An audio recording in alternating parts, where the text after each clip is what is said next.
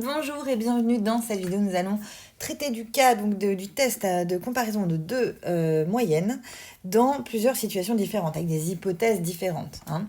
Donc c'est tiré d'un livre de Michel Lejeune. Je vous ai résumé un peu l'énoncé, je l'ai un peu modifié. Donc on a des dépenses de chauffage sur 2 années différentes. Sur une première année, on a un échantillon de 29 appartements avec une moyenne de 325 euros, un écart type de 26. Sur la deuxième année, 31 appartements, donc c'est un autre échantillon. Une moyenne de 338 euros, un écart type de 28 euros. Bon, du coup, on suppose que tout le monde est gaussien et on demande s'il y a une augmentation significative des dépenses de chauffage entre les 2 années. Donc, on demande de faire le test à 5%. Et vous savez qu'il y a à ce moment-là plusieurs hypothèses possibles. Donc, là, on va demander de regarder ce test si les variances sont connues, hein. Ou alors, en supposant que les variances sont inconnues, et dans ce cas-là, elles peuvent être supposées soit égales, soit différentes. Donc ça fait pas mal de cas possibles. Ok, donc on y va. C'est que dans tous les cas, on va avoir deux échantillons, donc x1, x2. Donc x1 il va être indicé par x1 et puis le numéro de l'individu. Donc ça, j'ai N1 individus dans l'échantillon X1. Ils sont IID selon une loi normale de moyenne M1 et de variance sigma 1 carré. Alors que X2 va avoir N2 individus et va suivre une loi normale aussi, mais de paramètres différents, M1 et sigma 2 carré. M2 et sigma 2 carré, pardon. Ok, alors ce que nous dit l'énoncé, c'est que N1 est égal à 29, que N2 est égal à 31.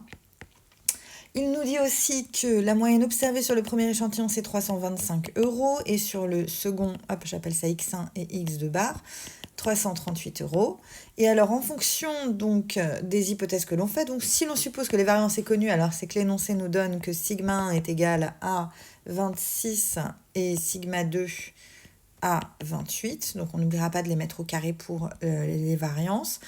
Alors que si on suppose que les variances sont inconnues, c'est alors que l'énoncé nous aura seulement donné les variances estimées, ou plutôt les écarts types estimés.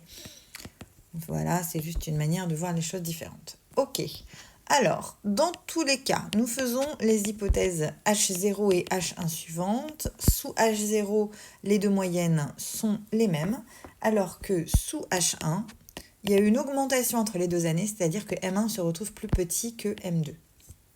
Ok. Donc, maintenant qu'on sait ça, on va dire que... Alors, on va traiter du cas numéro 1, on suppose que les variances sont connues, c'est-à-dire qu'on nous donne directement les sigmas. Alors, il est toujours vrai, parce que vous avez des échantillons gaussiens, il est toujours vrai que Z... j'appelle ça Z, qui est égal... vous vous demandez peut-être comment on choisit les noms des variables qui sont là. Alors, juste par convention, on aime bien les choisir en fonction de la loi que ça suit derrière. Donc Z pour une loi normale, T pour une loi de student. Voilà, bon, mais après, vous faites comme vous voulez, c'est pas dramatique. Donc Z va être égal à x bar 1 moins x bar 2 moins M1 moins M2, divisé par racine de une sorte de moyenne des deux variances, voilà, et tout ça va suivre de manière exacte une loi normale 0,1, vous le démontrez facilement parce que vous avez deux variables gaussiennes indépendantes, donc la combinaison linéaire, ici, la soustraction des deux va rester gaussienne. Ok, et ensuite, on a que sous H0, alors à ce moment-là, ça se simplifie un peu, parce que sous H0, M1 va être égal à M2, et donc vous voyez qu'au numérateur, du coup, va juste me rester ce machin-là, et puis en bas, ça change rien, il me reste mon sigma 1 carré sur N1 plus sigma 2 carré sur N2. Tout ça suit toujours une loi normale, centrée et réduite. Ok. Les observations me disent quoi? Donc là, j'ai fini en fait, si vous voulez. Là, on fait que remplacer tout simplement par les valeurs, et puis il va juste falloir aller lire dans la table. Donc ici, je vais avoir 325 euros moins 338 euros. En dessous, je vais avoir les écarts types. Donc c'était quoi? C'était 26 au carré sur 29, plus 28 au carré sur 31, voilà, dans ce sens-là. Ça fait moins 1,865. Et nous, ce qui va nous intéresser, c'est d'aller regarder où ça se situe dans la table. Alors, comme je ne sais pas dessiner, on m'a conseillé de dessiner d'abord la courbe et après les axes. Ça marche plutôt pas mal, effectivement. Merci pour le conseil. Du coup, moi, je veux faire un test à 5%. C'est-à-dire que... et je veux le faire à gauche, hein, unilatéralement. Je ne m'intéresse pas à la partie supérieure. Donc ici, je laisse 5%. Quelle est la valeur qui va bien ici? Bon, ben, vous le savez, c'est 1,64. Maintenant, si vous ne le saviez pas, ça reste un bon exercice d'aller le chercher dans la table parce que pour une fois, on a des valeurs négatives. Alors, je m'explique. La table ne va pas vous donner de valeur pour la partie négative de la courbe. Donc, il va falloir feinter et dire que donc si j'appelle ça, par exemple, je sais pas, Q pour quantile, hop, je vais plutôt l'appeler moins Q, ça va être plus simple, hein. Je sais qu'en fait, ici, eh bien, je vais avoir une symétrie, c'est-à-dire que ces deux valeurs, en fait, sont les mêmes à un signe près, hein, si je veux laisser 5% ici. Autrement dit, si la probabilité que x soit inférieur à moins q est égale à 5%, alors la probabilité que x soit supérieur ou égal à q est égale à 5%. Ok, donc ça c'est 1 moins la probabilité, ce dernier truc, hein, est égal à 1 moins la probabilité que x soit plus petit que q. Hein, et donc du coup, nous, ce qu'on veut, c'est d'aller regarder, donc ça du coup, ça fait 95%. Hein. On veut du coup aller regarder pour 95%, donc ça on peut aller le faire. Vous voyez comment ça se passe dans la table, vous commencez à avoir l'habitude peut-être de cette table. Donc 95%, là je vais chercher à l'intérieur de la table, donc en général on se retrouve entre ces deux-là, c'est-à-dire 1,6 plus 0,04 ou bien 0,05. Donc ça nous fait, moi je prends la moyenne entre les deux, 1,645. Donc voilà, du coup on a que ici, ça fait moins 1,645 et ici vous avez donc 1,645. Bon, notez que dans notre situation, on s'en fiche de ce qui se passe à droite, on ne regarde que le côté gauche. Alors maintenant, on en déduit donc, parce que nous on a trouvé moins 1,865, donc on est en dessous, hein, bien sûr. On sait qu'on rejette H0. Donc vous pouvez déjà conclure à 5%, on rejette H0 parce que en fait, on se trouve en dessous du seuil critique, donc dans la zone critique, car, vous pouvez mettre car 1,865, je vous aide à rédiger si jamais vous ne savez pas trop comment faire, est inférieur à moins 1,645. Voilà. Maintenant, on peut vous demander de calculer la p-value, donc c'est ce qu'on va faire. Donc la p-value, c'est l'air sous la courbe en dessous de cette valeur-là, donc moins 1,865. Donc nous cherchons la probabilité que x soit plus petit que moins 1,865. On va avoir le même problème que tout à l'heure, c'est-à-dire que la table ne donne pas pour les valeurs négatives. Donc c'est la probabilité que x soit supérieur à 1,865. On utilise la symétrie ici. Et ensuite, on dit que ça, c'est 1 moins la probabilité que x soit plus petit que 1,865. Et donc c'est ça qu'on va aller chercher dans la table.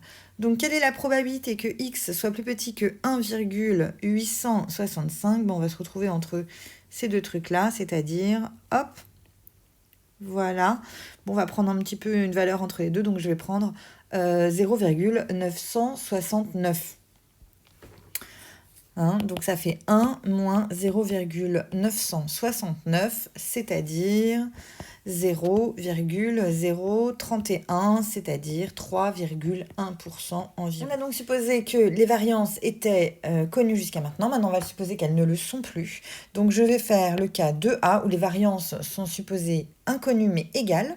C'est-à-dire que cette fois-ci, je vais avoir besoin d'une nouvelle variable qui s'appelle S carré. Donc, c'est une sorte de variance moyenne, si vous voulez, qui est égale à donc n1-1 fois S1 carré plus n2-1 fois S2 carré, ok, que je divise par n1 plus n2 moins 2. Bon, faites le calcul, normalement vous trouvez quelque chose comme 731,9 et ça vous fait un écart type moyen à 27, ce qui est assez logique puisque on a à peu près la même taille d'échantillon et puis on avait un premier écart type à 26 et l'autre à 28, donc évidemment on a fait quelques des erreurs de précision, mais enfin bon voilà, c'est assez logique de trouver ça. Et du coup, donc dans ce cas-là, la loi, alors là, vous rédigeriez pareil, il est toujours vrai que, etc. Donc la loi, donc cette fois-ci je vais l'appeler T, ma variable, puisque ça va suivre une loi de student. Et donc, qu'est-ce qu'elle nous dit? Elle nous dit que c'est x1 moins x2. Alors pareil, hein, j'aurai le m1 moins m2 ici, puis ça s'annulerait sous h0. Ici, je vais avoir S et 1 sur N1 plus 1 sur N2. Alors, à ce moment-là, ce machin suit donc une loi de manière asymptotique de student du paramètre N1 plus N2 moins 2. Donc, sous H0, ça s'annule. Hop, je rédige pas parce que c'est vrai que la vidéo est déjà longue. Donc, du coup, l'observation, ça me donne 325 moins 338 divisé par 27 fois 1 sur 29 plus 1 sur 31. Donc pareil, ça, le calcul, je l'ai fait pour vous. Ça fait moins 1,86 à peu près. C'est très proche de ce qu'on avait tout à l'heure, bien sûr.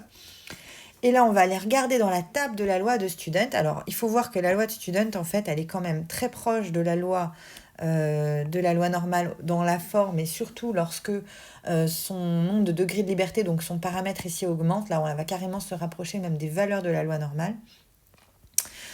Donc nous, on cherche le seuil ici pour la loi de student à 5%. On veut regarder si on est dedans ou pas.